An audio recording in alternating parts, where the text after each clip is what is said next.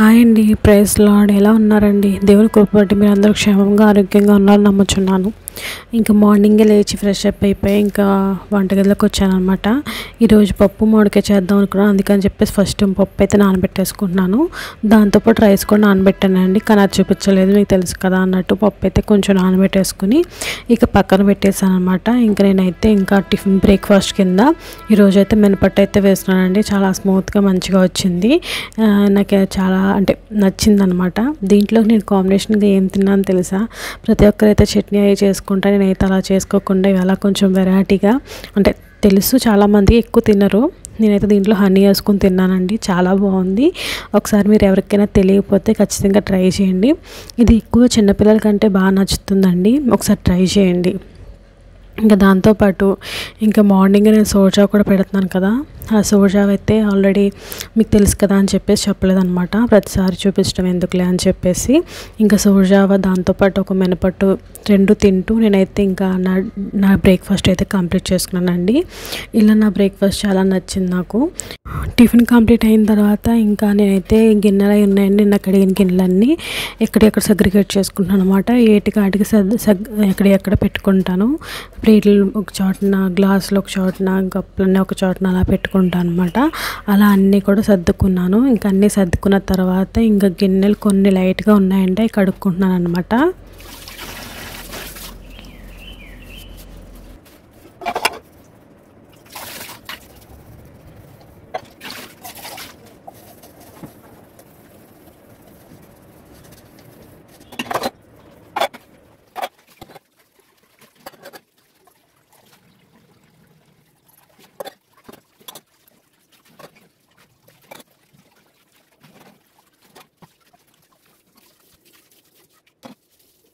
గిన్నెలు కడడం కంప్లీట్ అయిపోయిన తర్వాత ఇంకా కొన్ని బట్టలు అయితే ఉన్నాయండి. అవన్నీ కలిపి నానబెట్టేసుకుంటున్నాను అనమాట. ఇవన్నీ నానబెట్టేసుకున్న తర్వాత ఇంకా నా పని చేసుకుంటాను, మిగతా పనులు. ఈరోజు బట్టలు అయితే ఉన్నాయి, బట్టలు కూడా ఉతకాల్సి ఉంది. ఇంక నానబెట్టేసుకున్న తర్వాత నేనైతే ఇంకా హాల్లోకి వచ్చి క్లీన్ అయితే చేసుకుంటున్నాను అనమాట. అయితే మీకు ఒక విషయం చెప్పాలండి, నా వైపు నుంచి నాకు చిన్న హ్యాపీనెస్ అనమాట. ఏమీ లేదండి, ఇప్పటివరకు నేను కష్టపడింది యూట్యూబ్లో నాకు ఇప్పటివరకు ఒక 110 మెంబర్స్ సబ్స్క్రైబ్ చేసుకున్నారనమాట.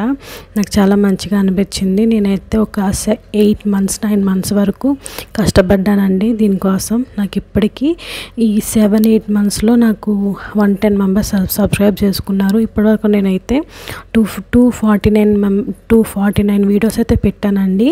నేను ఎంతో కష్టపడితేనే కానీ నాకు ఈ అచీవ్మెంట్ అయితే అవ్వలేదు. చాలా కష్టపడ్డాను యూట్యూబ్ గురించి. కొన్ని మధ్యలో కొంచెం వదలడం వల్ల నాకు కొంచెం సబ్స్క్రైబర్స్ తగ్గిపోయారు. తర్వాత మళ్ళీ ఈ మధ్యన పెరుగుతున్నారనమాట. I'm so happy. నా వీడియోస్ కూడా మీకు ఎవరికైనా ఇష్టంగా ఉంటే ఖచ్చితంగా చూడండి. మీకు యూస్ఫుల్గా అనిపిస్తే సబ్స్క్రైబ్ చేసుకుని ఫాలో చేయండి. నేను నా వైపు నుంచి చిన్న రిక్వెస్ట్గా మిమ్మల్ని అడుగుతున్నాను.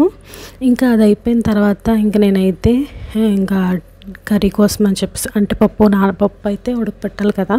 కుక్కర్లో అయితే అన్నీ రెడీ చేసుకుంటున్నాను అనమాట. టమాటాలు నేను అలాగే వేసేస్తాను, ఎందుకంటే పప్పు ఉడకదు కదా. అందుకని చెప్పేసి నేను ఇలా యాడ్ చేసేసుకుంటాను అనమాట. ఓన్లీ పైన ముచ్చుక మాత్రమే తీసేసుకొని వేసేసుకుంటాను. దాంట్లో పచ్చిమిర్చి, కారము, పసుపు, దాంట్లోనే కొంచెం ఆయిల్ కూడా వేసుకొని మనం రెడీ చేసుకున్న అంటే మామిడికాయని కూడా చిన్న చిన్న ముక్కలు కట్ చేసుకుని ఒక చిన్న కోబలో వేసుకుని పెట్టుకుంటాను. అది ఉడికేలోగా నేనైతే ప్రేయర్కి అయితే కూర్చున్నాను అనమాట. ఫస్ట్ అయితే ఇంకా దైవ మర్మాలు చదివేసుకున్నానండి. దైవ మర్మాలు కంప్లీట్ చేసుకున్న తర్వాత ఇంకా నేను బైబిల్ అయితే స్టార్ట్ చేశాను.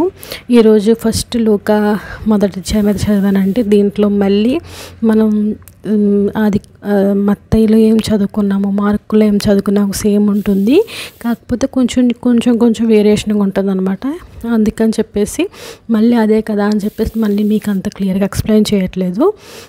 జకరియాకు పిల్లలు లేకుండా ఉంటారనమాట. వాళ్ళు ముసలి వాళ్ళు అయిపోయినప్పటి వరకు కూడా వారికి పిల్లలు లేకుండా ఉంటారు. దేవుడు అక్కడ ఆశీర్వదించి వారికి ఒక గర్భఫలం ఇస్తాడనమాట. తర్వాత మరియా కూడా దేవుని యొక్క కన్యక ద్వారా దేవుడైతే జన్మించడం ఎలా జరుగుతుందో అంతా మీకు తెలుసు కదా. కదా, అదంతా జరుగుతుంది. అయితే ఈ విషయం తెలుసుకున్న తర్వాత ఎలిజబెత్ దగ్గరికి మరియా వెళ్ళి అక్కడ 3 months అయితే ఉంటుంది. తర్వాత వచ్చి తన ఇంటికి వస్తుంది అన్నమాట. దేవుడు అట్లాగా ఆమెను ఆశీర్వదిస్తూ వస్తాడు. ఇక్కడ ఒక మాట చదవచ్చు, చీకటిలోని మన్నా ఛాయలో నుండి కూర్చుండబడిన వారిని వెలిగించుటకే ఆ వాత్సల్యమును బట్టి పైనుండి ఆయన మనకు అరుణోదయ దర్శనం కలిగించును అనే వాక్యం నాకు బాగా నచ్చిందండి. ఇలాగ చదువుకుంటూ నా అధ్యాయం అయితే కంప్లీట్ చేసుకున్నాను.